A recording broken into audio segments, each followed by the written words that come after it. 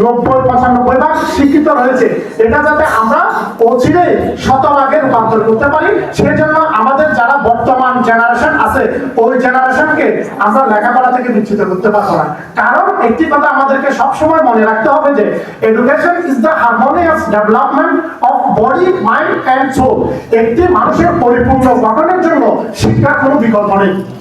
শিক্ষা ছাড়া একটি মানুষ ধরতে গেলে একদম, আমি চট্টগ্রামের গাইয়া কথাই বলবো, সেটা হচ্ছে মান্দার গাছের মতো, রথে বলে দেখা যাবে কিন্তু সেটা কোনো কাজে আসবে না। মানুষ উপকার নিতে যাবে, টাকা দিতে হবে। একজন অশিক্ষিত মানুষকে আমি ওভাবে আমি এখানে বলবো আমাদের অত্র এলাকার যারা রয়েছে তারা যাতে অন্ততপক্ষে শিক্ষার আলোয় নিজেকে গড়ে তুলে পান। কারণ একজন শিক্ষিত মানুষ, আমি এখানে তিনটি কথা বলছি, বডি, মাইন্ড, সোল। বডি হচ্ছে আমার শারীরিক গঠন থেকে একজন শিক্ষিত মানুষই চাইবে যে তার প্রতিটা অঙ্গ প্রত্যঙ্গের কি খাদ্যদ্রব্য আছে ওগুলো গ্রহণ করার জন্য। মাইন্ড আমার মনকে বিকশিত করার জন্য, একজন মানুষকে সুপ্রতিষ্ঠিত করার জন্য, সুনাগরিক হিসেবে গড়ে তোলার জন্য, দেশ ও জাতির প্রতি তার দায়িত্ব এবং কর্তব্য পালন করার জন্য যে কাজগুলো, সেগুলো হচ্ছে মন থেকে, হৃদয় থেকে আসবে। কারণ যার মন সুন্দর নেই তার কাজ সুন্দর নেই। তারপরে হচ্ছে আত্মা, আমি আধ্যাত্মিক, অর্থাৎ আমাদের যে কাজগুলো মানবীয় সেই কাজগুলো আমার আধ্যাত্মিকতা থেকে, আমার গুণগুলো থেকে আমার দেশ উপকৃত হবে। সুতরাং আরেকটা কথা বলবো যে আমাদের এখানে শিক্ষার্থীদেরকে নিয়ে যে কাজ, একটা কথাই বলবো তাদেরকে যে তিনটা জিনিস মনে রাখবা। Money is lost, nothing is lost. অর্থাৎ তুমি টাকা হারিয়েছো, মনে করবো যে তোমার থেকে কিছু হারাই নাই। Health is lost, something is lost. তোমার থেকে health is lost, something is lost. অর্থাৎ তোমার যদি স্বাস্থ্য হারিয়েছে তাহলে তুমি আংশিক কিছু একটা হারিয়েছো, but character is lost, everything is lost. যদি তোমার চরিত্রটা হারিয়ে গেল, এই ছাত্র জীবন হচ্ছে চরিত্র গঠনের অন্যতম স্বর্ণালী যুগ, golden time of your life. তোমার স্বর্ণের সময়টাকে তুমি তোমার চরিত্রকে বিনির্মাণ করবে। কারণ এখন থেকে যদি তুমি চরিত্র গঠনে সজাগ না হও তাহলে তোমার পরিপূর্ণ বয়সে তোমার চরিত্রটা গঠন করা তোমার পক্ষে সম্ভব হবে না। সুতরাং আমাদের এখানে যারা অভিভাবক আছে তাদেরকে প্রতি আমি বিনীত অনুরোধ জানাবো, আমাদের সন্তানদেরকে সুশিক্ষায় যাতে শিক্ষিত করতে পারি। আর শেষ কথা আমি শেষ করবো, যেহেতু আমাদের এখানে সম্মানিত অতিথিবৃন্দ আছে, সবাইকে সময় দিতে হবে। আমরা কাদেরিয়া শিক্ষা পরিষদে ছিলাম, আছি, ইনশাল্লাহ থাকবো, এবং আমি মহান রবের নিকট প্রার্থনা করবো যে কাদেরিয়া শিক্ষা পরিষদের কার্যক্রম কিয়ামত পর্যন্ত যাতে জারি থাকে, এবং আমরা সেই দৃঢ় সংকল্পবদ্ধ হয়ে আমাদের কাজগুলো যে হাতে নিয়েছি যাতে সমাপ্ত করতে পারি। সবাই দোয়া করবেন। মোবাইল আসক্ত অনেক সন্তানদেরকে আমি এখন গ্রামের বাড়িতে যেতে একটু সময়, অনেক সময় থাকা হয়, নামাজ পড়তে আসা হয়, অথবা আপা আম্মার কবর এখানে জিয়ারত করতে আসা হয়, পূর্ব দিকে হাঁটা হয়, সবাই দেখি মোবাইল আসক্ত হয়ে পড়তেছে। এখন হাঁটাহাঁটি, খেলাধুলা, অন্যান্য জিনিস আস্তে আস্তে কমে যাচ্ছে। মোবাইলে জি আপনি 99 বার ভালো পাবেন, একবার মাত্র খারাপ পাবেন যদি আমি সেটা আমার মন থেকে খারাপের দিকে যাই। সুতরাং আমি মোবাইল ব্যবহার করতে নিষেধ করবো না, কিন্তু এটার ভালো দিকগুলো দেখে আপনারা মোবাইলে ব্যবহার করবেন। আরেকটা, আমাদের যুব সমাজকে ক্রমে ক্রমে মানে নিস্তেজ করে ফেলতেছে, সেটা হচ্ছে নেশা। আমরা নেশাকে না বলবো, পরিপূর্ণ জীবন গঠন করবে। নেশা বলতে অনেক কিছু আছে, যেমন আজকে ফেসবুকে আমি মনে হয় মাগরিবের পরে একটু করে 2 মিনিট দেখছি, একটা মা মানে কিভাবে মানে দেশের যুব সমাজকে ধ্বংস করার জন্য একটি মহল উদ্ভিদ হয়ে আছে, যে ইয়াবা একজন মেয়েকে তার ভক্ততে বেঁধে যাচ্ছে, এটা কি যেন একটা র‍্যাপ খবর পেয়ে সেটা ধরেছে, এবং তার কাছে একটা দুধের শিশু। তার মানে তাকে যাতে মনে না হয় যে সে একজন ব্যবসায়ী। সুতরাং আমরা চেষ্টা করব আমাদের যে যুব সমাজকে ধ্বংসের দ্বার প্রান্ত থেকে না নিয়ে আমরা তাদেরকে সুন্দর জীবন গঠন যাতে করতে পারি। কাদেরিয়া শিক্ষা পরিষদের এই কার্যক্রমগুলোর সাথে আপনাদের সম্পৃক্ততা আশা করব। আজকে যারা সংগঠিত হতে আসছে বিশেষ করে এসএসসি, এইচএসসি এবং বিশ্ববিদ্যালয়ে যারা চান্স পেয়েছে তাদের আজকে আমরা সংবর্ধনা দিচ্ছি। কৃতি শিক্ষার্থীদেরকে আমাদের সামনের জীবন আলোকিত হোক, নিজেকে সুপ্রতিষ্ঠিত করতে পারো সুনাগরিক হিসেবে সে প্রত্যাশা করি। এবং কাদেরিয়া সিস্তিয়া পরিষদের যারা বর্তমান প্যানেলের 25-26 প্যানেলে যারা কার্যকরী পরিষদের দায়িত্ব হাতে নিয়েছেন সকলের সুস্বাস্থ্য বিদায় কামনা করছি। আপনাদের ব্যতিক্রমী ধরনের কার্যক্রমে কাদেরিয়া সিস্তিয়া পরিষদ সামনের দিকে অগ্রসর হবে সে কামনা করে আমি আমার সংক্ষিপ্ত বক্তব্য এখানে ইতি টানছি। সকলকে ধন্যবাদ জানাচ্ছি। আসসালামু আলাইকুম ওয়া রাহমাতুল্লাহি ওয়া বারাকাতুহু।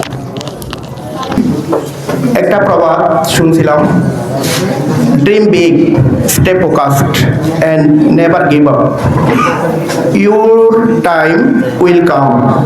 অত স্বপ্ন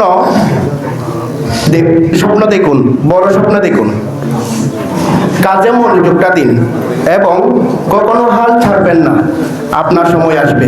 এই ধরনের অনুপ্রেরণা পেয়ে আমরা আজকে যে আমাদের মাদ্রাসার পাশে একটা ভবন করতে যাচ্ছি, যার অনুপ্রেরণা পেয়ে আমরা এই ভবনটা মোটামুটি উপরে তুলতে পারতেছি। এবং যিনি এই ভবনের প্রথম অনুদান দিয়েছিলেন, বিশেষ করে আমাদের অনুপ্রেরণা বলাতে আজকের অনুষ্ঠানের সম্মানিত প্রধান অতিথি, অত্র এলাকার কৃতি সন্তান, বিশিষ্ট চিকিৎসক ও সমাজসেবক, ডক্টর হসপিটাল ও ডক্টর লেভেল সম্মানিত চেয়ারম্যান জনাব ডাক্তার মোহাম্মদ নিজাম মোর্শেদ চৌধুরী আজ আমাদের মাঝে উপস্থিত হয়েছেন। ওনাকে আমি আজকের অনুষ্ঠানের প্রধান অতিথির আসন গ্রহণ করার জন্য অনুরোধ জানাচ্ছি। এই পর্যায়ে আপনাদের সম্মুখে বক্তব্য নিয়ে আসবেন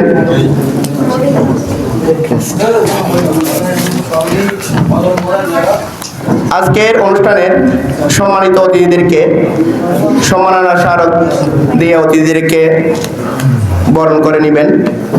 প্রথমে আজকের অনুষ্ঠানের সম্মানিত প্রধান অতিথি জনাব ডাক্তার মোহাম্মদ নিজাম চৌধুরীকে সম্মাননা স্মারক প্রদান করবেন। কাদেরিয়া সিস্তিয়া পরিষদের নবগঠিত কার্যকরী পরিষদের সহসভাপতি মোহাম্মদ জিয়াউদ্দিন বাবলু।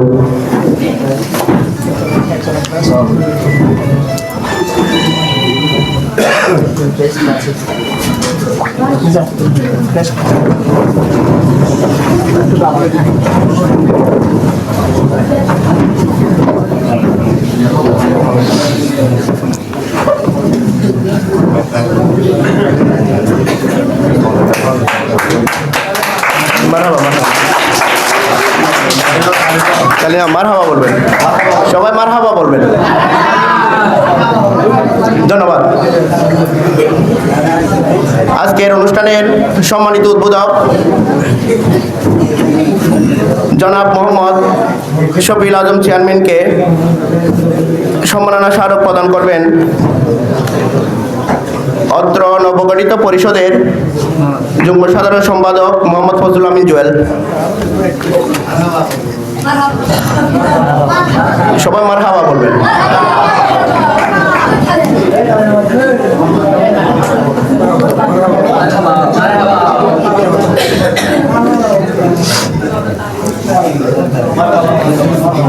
আজকের অনুষ্ঠানের সম্মানিত বিশেষ অতিথি জনাব সেনওয়ারা বেগম 1 নং ফরহাদাবাদ ইউনিয়নের প্যানেল চেয়ারম্যানকে সম্মাননা স্মারক প্রদান করবেন মৌলানা মোহাম্মদ হুসাইন, সহসভাপতি নবগঠিত কার্যকরী পরিষদ।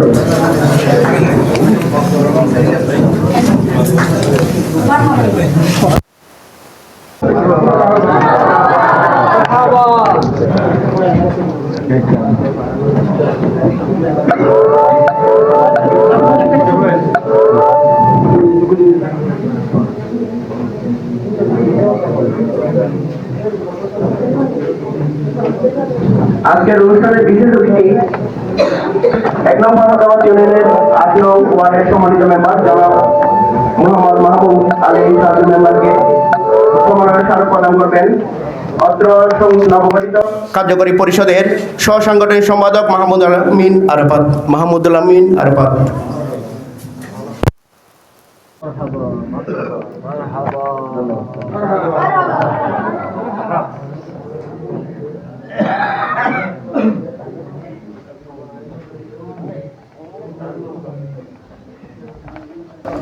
আজকের অনুষ্ঠানের প্রধান বক্তা চট্টগ্রাম বিশ্ববিদ্যালয়ের যোগাযোগ ও সাংবাদিকতা বিভাগের সম্মানিত প্রভাষক জনাব মোহাম্মদ আতিকুল্লাহকে সম্মাননা স্মারক প্রদান করবেন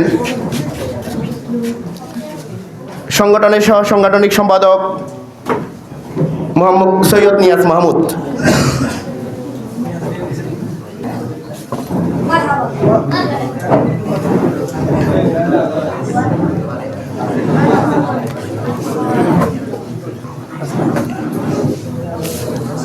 কাদিরা চিশতিয়া পরিষদের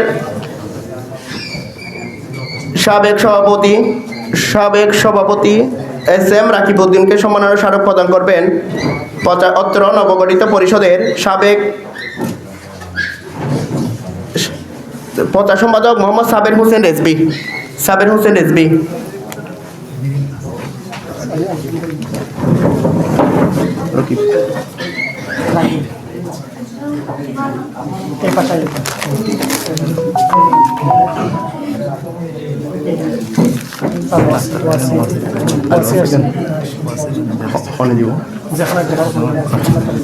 অত্র এলাকার কৃতি সন্তান যিনি সদ্য MBBS পাশ করে উত্তীর্ণ হয়েছেন, ডাক্তারি পেশায় উত্তীর্ণ হয়েছেন, সম্মাননা স্মারক প্রদান সাংগঠনিক সম্পাদক নাইমুল ইসলাম।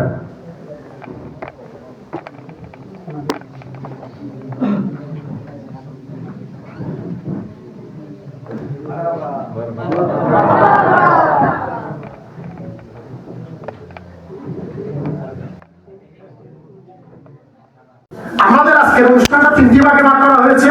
আমাদের প্রথম ভাগে আমাদের জনাব সিরাজউদ্দিন আল কাদেরী মহোদয় খুব সুন্দরভাবে আপনাদের বর্ণনা দিয়েছে। আমরা ওই সাবজেক্টে যাচ্ছি না। আমি যেহেতু একটি পর্যায়ে আছি, আমি শিক্ষা নিয়ে দু একটা কথা বলে আমার বক্তব্য শেষ করব। বিশেষ করে শিক্ষার্থীদেরকে আমি বারবার বলি, শিক্ষার ক্ষেত্রে যখন তুমি নিজেকে অসহায় মনে করবে, তখন কাজী নজরুল ইসলামের দিকে একবার তাকাবে। এই কাজী নজরুল ইসলাম কোথা থেকে নিজেকে তুলে এনেছে? তিনি রুটির দোকানে রুটির তৈরির কাজ করতেন, পত্রিকা বিক্রি করতেন।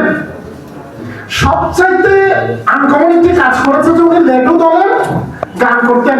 এখন যদি বলে যে লেটু দলটা কি, লেটু দল মানে হচ্ছে তখনকার দিনে, আজকে থেকে 100 বছর আগে যখন মেয়েদের ঘর থেকে বের হওয়া সম্ভব হতো না, তখন মঞ্চায়ন হতো নাটক।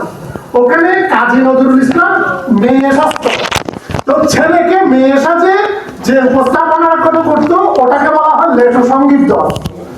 ওই কাজী নজরুল ইসলাম টাকার অভাবে এই কাজগুলো করে সে আজকে আমরা কাজী নজরুল ইসলামকে নিয়ে PhD করতেছি। শিক্ষাক্ষেত্রে যদি কারো কোনো সমস্যা থাকে, আমাদের এনামুল হক সিদ্দিকী ভাই বারবার বলে কাদেরিয়া চিশতিয়া পরিষদ যে কারো শিক্ষা যদি যেখানে আটকে যায়, যেখানে সমাপ্তি হয়, সেখান থেকে কাদেরিয়া চিশতিয়া পরিষদ শুরু করবে। সুতরাং যদি কখনো উচ্চশিক্ষায় মাধ্যমিক স্তরে, নিম্ন মাধ্যমিক স্তরে আমাদের অত্র এলাকার কোন শিক্ষার্থী যদি শুধুমাত্র টাকার অভাবে লেখাপড়া বন্ধ হয়, আমাদের চলমান কমিটির সাথে এনামুল হক সিদ্দিকী ভাই থেকে শুরু করে আমরা যারা সাবেক সভাপতি আছি, আমাদের সাথে যোগাযোগ করলে আমরা সেটার ব্যবস্থা করবো ইনশাআল্লাহ। এবং অদ্যবধি পর্যন্ত আমরা আমাদের কাজটা করে যাচ্ছি।